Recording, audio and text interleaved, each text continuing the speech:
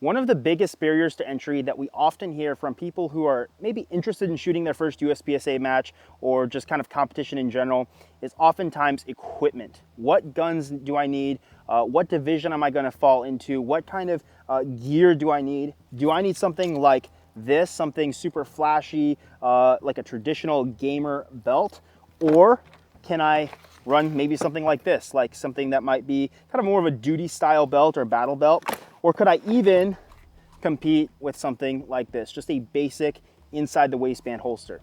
We're going to address all of those things today in this video and help you guys figure out what guns and gear you need to shoot your first USPSA match. So the first thing we have to figure out is what division we're going to be shooting. And the division we're going to be shooting is going to be based on what gun I'm shooting and how that gun is set up. So we're pretty much going to divide all the divisions into iron sights and electronic sights, or red dots. Okay, so the iron sight divisions are going to be production. We're going to have limited, limited 10, revolver, and single stack. There's a lot of divisions. Starting with production, okay, I think that's probably the simplest one to understand. Production is going to just pretty much be shooting essentially a stock gun. All right, so you're going to be shooting a stock gun, no red dots in this division, of course. So shooting iron sights, you can switch out basic things like your sights, your trigger, you can have slide cuts, things like that, stippling. All of that is good to go. But at the end of the day, you're pretty much shooting an out-of-the-box gun.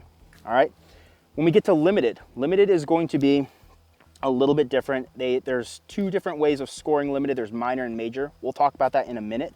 But essentially, a limited gun is going to be a production gun plus magwell, right? So you're going to be able to run magwells. You're still not going to be allowed to run comps or ports or anything like that. The most popular gun in limited would generally be something like a 2011, so an iron-sighted 2011. Heavy steel gun, really nice triggers, super fast generally, with really big magwells for easy reloads. So essentially a tricked out iron sight race gun. From there, limited 10 is exactly what limited is, only we're limited to 10 round mags. So in some states, that's all competitors can shoot. I'm pretty sure that's the only reason that division exists. I could be wrong. If you know better, let me know in the comments. But don't really know many people shooting limited 10. So production, limited, limited 10, single stack. Single stack is going to look a lot like limited, except you're going to be restricted to single stack handguns, so 1911s, right? Generally, people are running something like, really nice Nighthawk 1911 or something like that.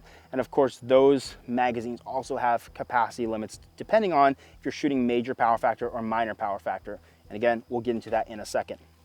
Revolver, iron sights, right? I believe there is some sort of provisional division. I've seen some people shooting red dots on revolvers. Not really sure how that works. Nobody really cares about revolvers. Is that okay to say? All right. So that pretty much covers the iron sighted divisions. Very high level view, 30,000 foot view. Let's get into the optics divisions now, right? So carry optics is the first one up, and this is probably the most popular division right now in 2023. Carry optics nationals this past year, I believe there were about 500 competitors there. So really stacked, everybody's shooting carry optics in addition to some other divisions. Carry optics, essentially, if you think about production, where we're shooting kind of a stock gun with no red dot, simply take a stock gun and add a red dot, a slide mounted red dot, okay? So carry optics, I think, is probably the coolest division. It was definitely what got me interested in shooting USPSA. I know that's also what sparked Justin's interest as well. Essentially, it's a gun that I would actually carry. So this is literally my carry gun, and I compete with a gun set up exactly like this. So pretty much stock. You're still allowed to do some modifications. So of course I've got an Apex trigger in here. You guys know we love Apex. You can have slide serrations. These happen to be from the factory, but you can get it sent off and get milled. I've got a Trijicon SRO on here, and other than that, this gun doesn't have anything else done to it. So it's got a trigger and it's got a red dot. So this is actually Justin's competition gun. Set up exactly the same as mine. He's got a flashlight on here. Flashlights are allowed in pretty much all divisions. They do have to be working, so they have to be operable. Other than that, they are allowed. So no big issue with that. If you run a gun with a light on it, a carry gun or a duty gun or something like that, no worries about having to take that off. So feel free to run that. The next division is going to be called Limited Optics. So Limited Optics is a new division for 2023, and Limited Optics is essentially a carry optics gun plus a mag well. All right. You can also run single action only guns. So now you can run things like 2011s in limited optics. So that's a big deal for a lot of guys. So if you're running something like a Staccato or like a Nighthawk or an Atlas or something like that, you could throw a mag well on there. You can throw a slide mounted red dot on that gun and compete in limited optics. It's going to be very, very similar to carry optics. A lot of people were lobbying to get that division added. So it's there now and you can run that. Funny thing about limited optics though is most of the guys that I know who are doing really well in limited optics are simply taking their carry optics gun and they're not changing anything. They're not even adding a mag well and they're absolutely shredding in it, which is really hilarious. But it just kind of goes to show that a lot of these divisions are pretty similar, but we do have divisions for the sake of competitor equity. The last red dot division is going to be open division. So I have the worst open gun in the world right here that I will show everybody. So this is my OG carry gun. This technically would put me in open division, and I have this because I'm not, don't have one of those fancy race guns. I'll have Justin throw up a picture of one of those ones that we're talking about. But this gun would essentially put me in open. And actually my first USPSA match I ever shot, actually the first several, I shot with this gun in this exact configuration, and it put me in open. Again, minor and major power factor are kind of a thing in open, a really big deal. We'll talk about that in a second. But the thing with open is essentially anything goes. All right, so you guys notice I have a compensator on here. This is from Parker Mountain Machine. It's not designed to be a gamer comp. Definitely tames the recoil a little bit, but you're gonna see people with huge compensators, 2, 3, 4 port compensators, porting in your guns. You're going to see really big mag wells. Generally, a classic open gun is going to be one of those gamery 2011 guns that you guys have seen. It's going to look a lot like a limited gun, but it's going to have a frame mounted dot, and that's usually the big thing with those. So generally they'll have some sort of frame that either attaches to kind of like the pick rail or directly into the frame through some pins. Have this frame sitting on top, your dot is mounted on top of that, and so those guns shoot really, really flat because as the gun reciprocates, the dot is actually not reciprocating with it. It's just kind of floating up there. Super easy guns to shoot, super, super fast, and it's kind of like the anything goes division. From there, the last division that we've got is PCC, so pistol caliber carbine. For pistol caliber carbine, you're going to be shooting a pistol caliber, and you're going to be shooting a rifle that has a 16-inch barrel. All right, and so a lot of people might have PCCs at home, something like an MP5 or something similar to that. That would not fit into those regulations. So you have to have a full 16-inch barrel. Most people are running something that looks pretty much like an AR-9 of some type, AR-15 controls, but shooting 9mm is generally what people are doing. So PCC is definitely kind of a whole different game in and of itself. Super valuable, I think, for learning how to run a rifle really, really well. But there's, of course, a bunch of controversy of whether or not we should allow rifle shooters into pistol matches, but we'll tackle that on another video. So when it comes to magazines, we can essentially divide them up into about 3 different categories. So you're going to have kind of your low cap, you're going to have what's technically called high cap, but you're going to have, it's kind of a medium, and then you're going to have a big stick or 170. So starting off with the smallest magazine allowed, right? That's going to be the magazines for production division as well as single stack division. So in those, you're going to be pretty much running your stock magazines with no additional extensions or mag extensions on there. So this is like a stock M&P mag. This is actually one of my carry mags. Obviously it would fit flush in an M&P, right? Just like that, right? And so you're not getting any additional capacity in there. So for production, you'll usually see guys running mags like these. And then in addition, you're going to be limited to only 10 rounds in the magazine. So even if this can hold, in this case, 17 rounds, you're going to only be allowed to start with 10 rounds in the magazine at any point after the start signal. So production limited to that 10 round capacity, and the size of the magazine is going to be that smaller stock size. Next up is going to be something like this. So this is a magazine that will be used. This size is technically 140 millimeters is generally what we refer to them as, 140s. It's actually a little bit longer than that, but 140. A 140 is going to be used in carry optics. It's also going to be used in limited optics, and it's also going to be used in limited. So 140 millimeter magazine is generally going to be like a stock magazine with a +5 or +6 extension in the case of shooting something like this, minor power factor. This is just my stock magazine with a Terran Tactical +5, +6 extension.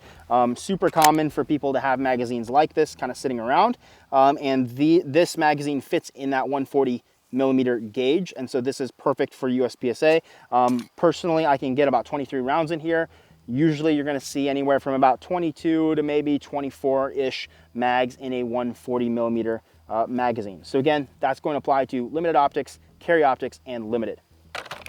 When it comes to open, there's a bigger mag. So it's not a no restriction, but from 140 you can size up to 170. So if you can picture some of those big like MBX magazines for 2011s, those big, silver magazines, generally that's what the open guys are running. So they've got at least one of those on their belt. It's another advantage for open. Again, kind of that idea of anything goes in that division. So they can jam a lot of rounds in there and generally can finish pretty much any stage without having to do a reload if you're running one of those big sticks. So magazines do matter. Some of the divisions are going to have some capacity limitations. Others are just going to be based on the size of the magazine. But for the most part, pretty easy stuff to look up. If you have any questions about specific stuff for the division you're interested in shooting, drop us a comment or just do a quick Google search and it'll come right up for you. The next thing we want to talk about is minor and major power factors. So this is something that trips a lot of people up. It sounds like a really complicated thing, but it's actually not that complicated. So what minor and major power factor is, well, what power factor is in general, is simply taking the weight of your bullet. So let's say you're shooting something like a 147 grain projectile. So you're going to take the weight of the bullet, 147, you're going to multiply that times your muzzle velocity, or the velocity that you get on a chronograph, and then you're going to divide that by 1,000. That's your power factor. So for minor power factor, we're looking at the divisions of production. You're looking at single stack has a minor power factor, limited has a minor power factor. Pretty much all of the divisions you can shoot a minor power factor in, but the ones that are only minor power factor scoring are going to be production, carry optics, and limited optics. So minor power factor is going to have a floor of 125. So that is going to be the lowest power factor you can go. Generally, if you're shooting something like some pretty weak 115 grain, just training ammo, it's generally going to have a pretty low power factor like that. So that's something you might want to check if you were ever to go shoot like a major match or something. We can talk about that in more detail at another time. But generally, that's going to be kind of that really low recoiling, soft recoiling stuff. So then we get into major power factor calibers. So major power factor is going to be seen most commonly in open division, limited, and single stack. Those are pretty much the only ones that are shooting the major power factor. It has a scoring benefit, which we will talk about later, but major power factor is generally going to be calibers like 40, 38 Super Comp, 45 in some cases, usually for like single stack, and 9mm major. So kind of some bigger calibers. The power factor floor for that is 165. So you're having generally a heavier bullet. They're moving pretty fast, more recoil, but those are also going to those divisions where you have more things to compensate for the recoil, like compensators, ports, heavy steel guns, things like that. Minor and major power factor can be fairly confusing. For the most part, think of it as kind of a handicap for shooting something that recoils more in very basic terms. So the handicap you get is getting more points per scoring zone. So for an alpha zone, for both minor and major, it's going to be 5 points. For a Charlie, minor power factor scores as 3, major scores as 4. And then for deltas, minor power factor scores as 1, major scores as 2. And so the major power factor guys, as you can imagine, can shoot and engage those targets quite a bit quicker with those, with their power factors, because they do not get penalized as much for shooting those Charlies and deltas. So with all of that stuff out of the way, it's time to finally talk about gear. We talked about guns, we talked about magazines and major and minor power factor. Now let's actually talk about what equipment I can actually take to a match. So I think when most people think about a USPSA or a competition type match, they're going to think of a setup something like this. So usually pretty flashy colors, right? This is my old setup, red, carbon fiber black, right? Definitely not very tactical or cool looking. Well, actually, I think it's kind of cool, but it's definitely not tactical. And so I think a lot of people think of, okay, you're going to have some sort of race setup, some sort of gamer setup that's specifically designed for competition, and that is true. Most people in USPSA are running some sort of gamer setup. However, what this thing really is at its core is simply a belt with a holster with no retention and 3 magazine pouches. And that's it, right? So it's very, very simple. It could look a little bit fancier than maybe what you're used to running, but really that's all this is at the end of the day. These belts can be super simple to set up. So this is probably the simplest belt that I have set up. This is a belt from CR Speed, all right? So super simple. It's just overlapping Velcro, right? So it's gonna work with something like an inner belt where you thread this one in through your belt loops, like a traditional kind of battle belt setup. Thread that through your belt loops, and then you simply wrap this around your waist and Velcro it in the back, and there you go. So these belts are super cheap, less than $50 for sure. I think I bought this red belt for maybe $35 back in the day. Super, super cheap, very sturdy, and great quality, right? So these will actually last you a really long time the way they're built. They're very stiff. They're designed to kind of keep your holster from flopping, keep all of your gear nice and tight and not flopping. I kind of have this one set up for like 2-gun style, right? So I've got 2 pistol pouches and a rifle pouch that I can pop off and switch to a pistol pouch if I need. But this is going to be kind of a really, really basic setup for competition. Not very expensive to get into. This belt here, maybe a little bit more expensive, has a few more upgrades, but in essence, it's the same thing. Getting into something like this might be a kind of a belt that you might be more familiar with, something that's kind of more of a duty style or battle belt style. Can you run these in competition? Yes, you can. So there used to be a bunch of restrictions on your gear and equipment that were specific to the divisions. Recently, they kind of got away from most of those restrictions for equipment, and now you can pretty much run whatever you want. There are a couple exceptions. So number one, if you're running a Safariland holster, you are good to go. All right, so retention holsters are fine. One thing that would not make this rig legal would be the thigh strap. So I still have a thigh strap. I think this is the only belt I still have a thigh strap on. Generally what I'll do is just kind of wrap it up around the holster like that if I'm going to shoot a match in this gear. And I'm just going to not use that. So if you have like a really crazy offset holster or really offset and dropped holster, a lot of times that's where a thigh strap comes in very handy. However, in USPSA, there are oftentimes rules about how far off your gun can sit from the belt. So if you have some sort of crazy offset, you might have to modify that a little bit. This one is probably just about right on the line for USPSA, but the thigh strap is not going to work. So other than that, this belt is going to be set up just fine. I mean, I've got a med kit on here. I've got like a multi-tool pouch, tourniquet holder, a dump pouch, and a rifle pouch, and I can literally go shoot a match with this perfectly fine, especially your local matches. The local matches usually don't really care what kind of equipment you're running. So if this is all you've got, don't let that hold you back. Get out there, shoot a match in your duty gear or battle belt setup or what have you.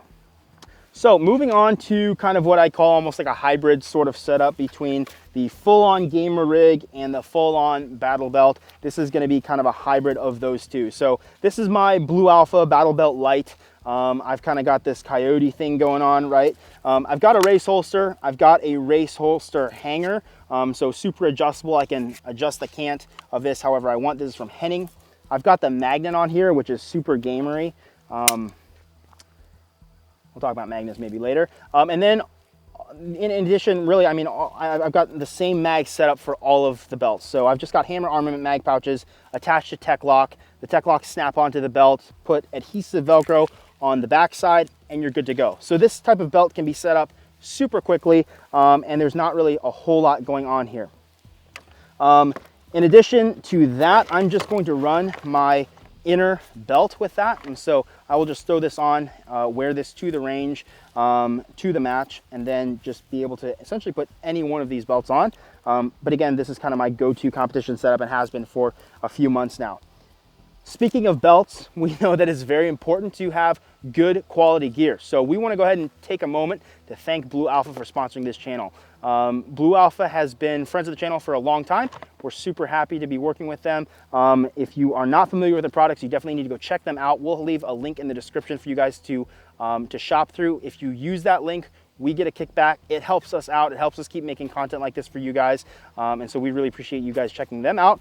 And make sure you follow them on Instagram and give them a hard time whenever you can. Those dudes deserve it.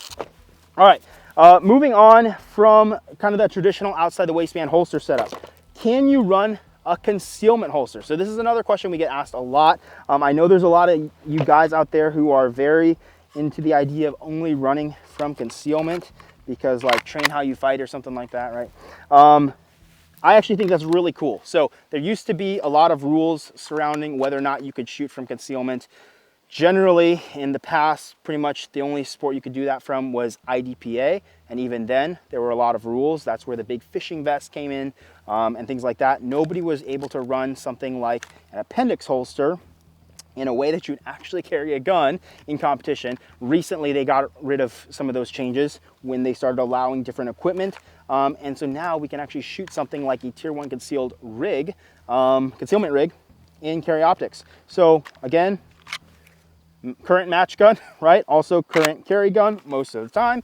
And I just grab this thing, pop it out of the carry optics rig, pop it into my tier 1 rig, and this thing is ready to go. So biggest thing I will say if you decide to shoot competition from concealment is make sure you have a way to carry at least 2 spare magazines on you. So I'm going to recommend that you start the magazine or start the stage with 1 magazine in the gun, obviously, and then have at least 2 reloads on you. So if you're running something like this tier 1 concealed rig, which I'll actually just pop on right here, I've got 1 spare magazine with carry optics running 140 millimeter mags, which I'll actually swap out for 140.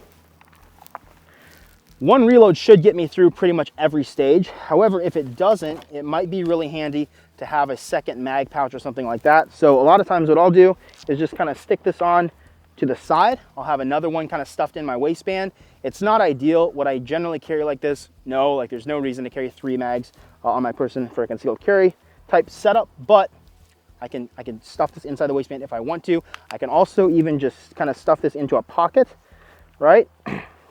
And I can even just kind of reload from a pocket. So nail my first reload, maybe I need a second reload. I can just kind of reach down into that pocket, pull out my other magazine, and I think it's a good idea to have at least 2 backup mags on your body.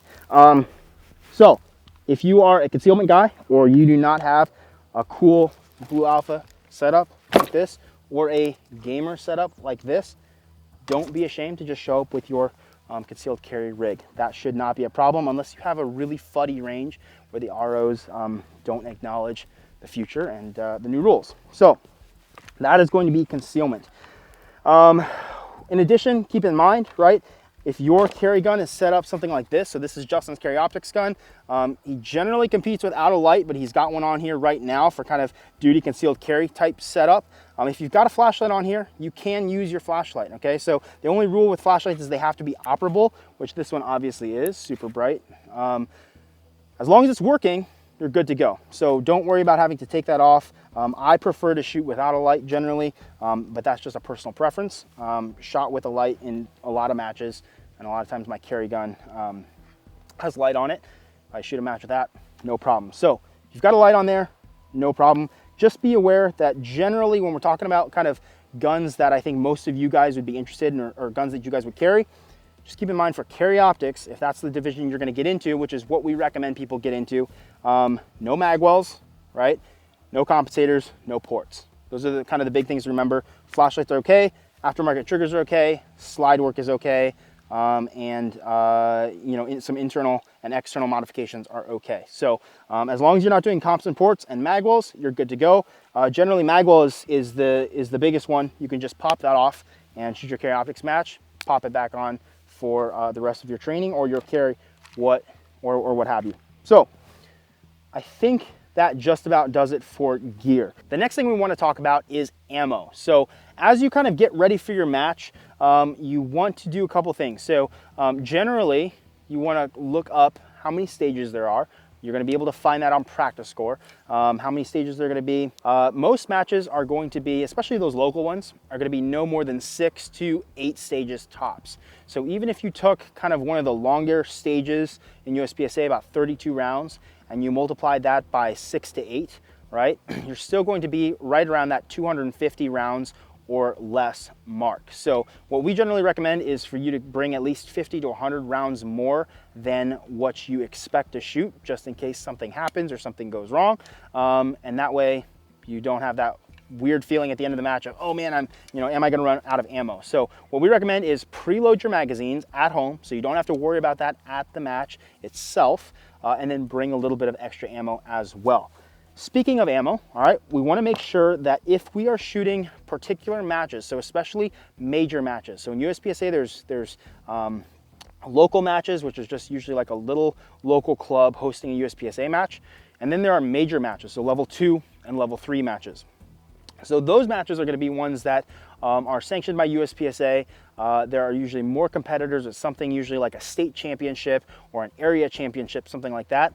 At those major matches, they're going to chrono your ammo to make sure that you're actually meeting the power factor thresholds for minor or major, whatever you're shooting. So if you are going to a major match, make sure that the ammo you're shooting does pass chrono. So if there's a way for you to test that, generally you can get box data right off the box, do a quick calculation, make sure it's gonna pass. If you're really concerned about it, I would recommend setting up a chrono or borrowing your chrono and chronoing that ammo yourself and making sure it's good to go. But make sure that you are shooting ammo that is legal if you're gonna shoot a major match. Otherwise, they just give you a score of 0, and that's a pretty bad day. Speaking of ammo, all right, so mostly the ammo is just gonna be up to your preference, all right? And our preference for competition ammo is Jello Shots ammunition. So, Jello Shots, if you have not tried it, you need to, because I equate the difference in recoil from shooting like something like a stock gun to something like a ported gun. All right, so you go, oh wow, that's a huge difference. These are very, very low recoiling rounds, probably the easiest rounds to shoot that I've ever shot through any gun, and they meet the minimum power factor requirement for minor power factors. So when I chronoed these were coming in around 128, 129, right in there. So that's meeting that threshold of 125. They're super light recoiling, super easy to shoot, and honestly, they're just really nice. So if you guys are looking for competition ammo, the ammo that we recommend specifically for competition as well as training is gonna be Jello Shots ammo. Make sure you check them out. We'll leave a link in the description. Make sure you go support those guys over there. They're really rad dudes. They're shooters themselves, really good shooters, and they're making a stellar product. And so we really appreciate Jello Shots for sponsoring this video. So the last thing you might want to think about is just some additional equipment and tools, kind of supporting stuff for the match itself. So this is my match bag that I'm currently taking to matches. So this is a Save Your Equipment bag. Has been working out really well for me, honestly. So the way I've kind of got this packed out, I'm going to do a very, very quick overview of this with just kind of highlighting those match essentials, things that I know I for sure want to bring with me to a match just in case. So number one is going to be additional ammo. So I'm going to have something like this bang box from G-Code filled with Jello Shots ammo. Of course, I'm going to have that filled up. That holds about 300, 350 rounds. And then I'm going to preload my magazines. So right here in the front pocket, you guys can see I've got 6 magazines already loaded up, ready to go. I will always do this the night before, make sure they're loaded and clean. And so these are going to come with me preloaded.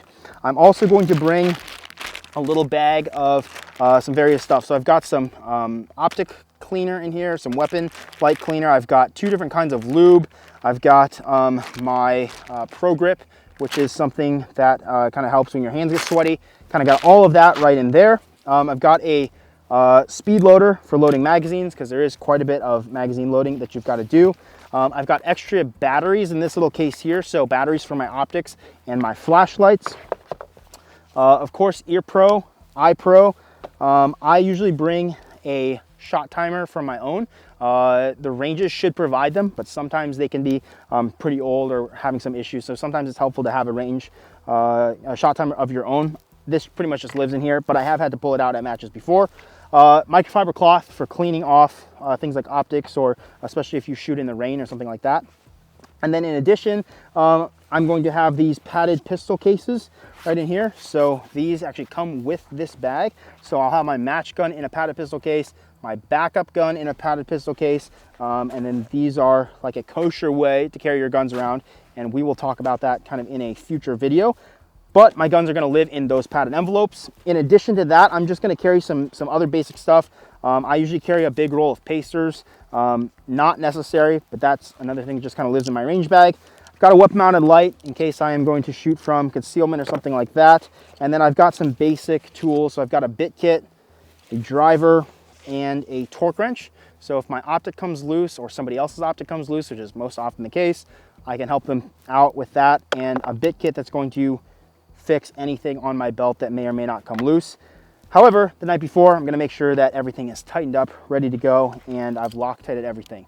Allen wrenches, those always come in handy. In a recent match, I figured this out. Having a spare guide rod and spring is good. Having some extra M&P parts, well, I shoot M&P, so I have extra M&P parts in here. That is super helpful as well. And I've also got a backup gun. So in case one gun goes down, I can switch to another gun and shoot that. And then over here, I've just got my iPro. So generally I'm wearing something like Hunter's HD Golds, which I'm wearing right now. I've got my ear pro in here. I've got clear lenses as well. And then I've just got some basic stuff. I've got Loctite Sharpies, some little screwdrivers and bit drivers to adjust zero and things like that.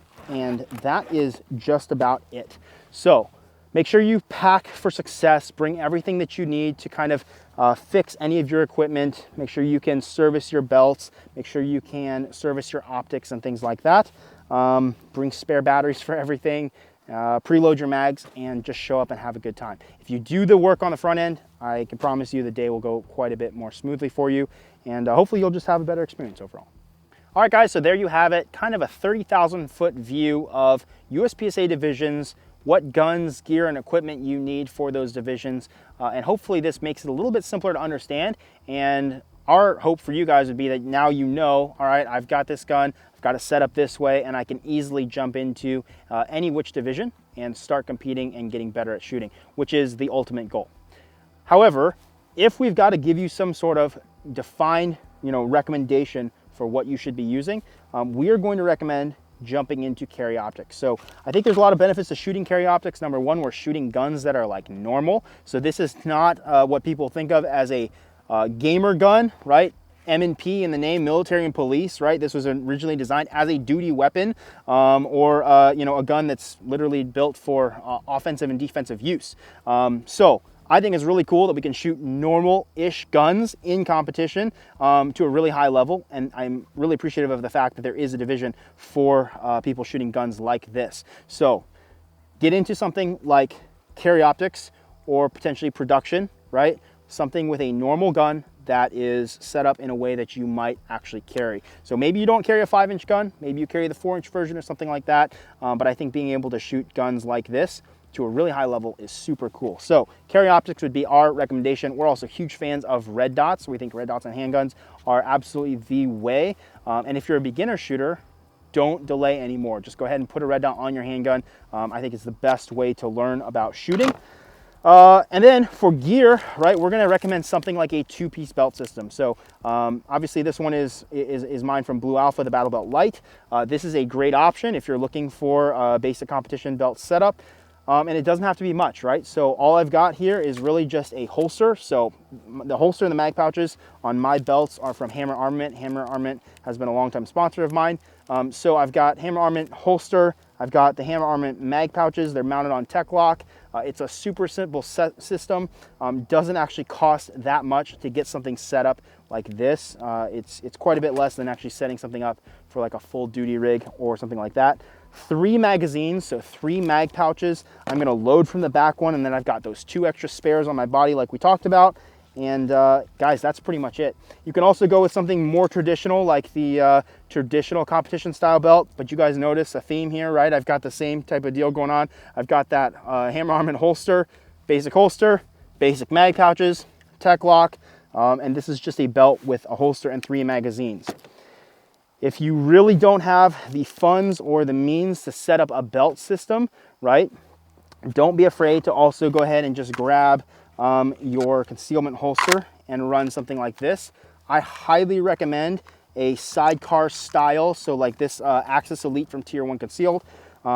This style of holster with an attached magazine carrier, it's just going to make it really easy for reloads, especially shooting carry optics. You're shooting a higher capacity division, so pretty much going to have to just be able to do 1 reload in the stage. But I would also recommend carrying a way to have a second magazine on your body in case you drop this one or something goes wrong with this mag, or if there's a stage that requires 2 reloads. This should get you through anything you want to do in USPSA concealment wise. So don't overthink it, guys. Get out there, take the gear that you have, maybe make a few slight modifications to fit into the division that you want to compete in, and then just get out there and actually shoot the match. Hopefully this series has been helpful for you guys so far. Really looking forward to the rest of the videos coming. We go over more of what you need to know, and then obviously we're going to culminate in actually shooting a match and bringing you guys along for the ride. So we're really excited about that. Hope you guys stick around for that. If these videos have been helpful for you, please like this video, comment, subscribe, all that good stuff. It really helps us out. We appreciate you guys sharing this content as well if it's helpful for you. I know a lot of people ask these questions to Justin and I all the time, and so I'm really excited to have videos now that we can send to people and hopefully answer some questions that you guys might have about competition. That's going to be it from us today. As always, keep practicing and shooting, and we'll see you on the range.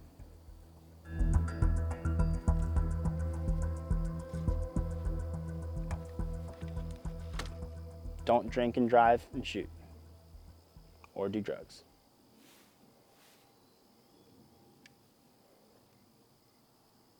Any other dad advice? Always use protection.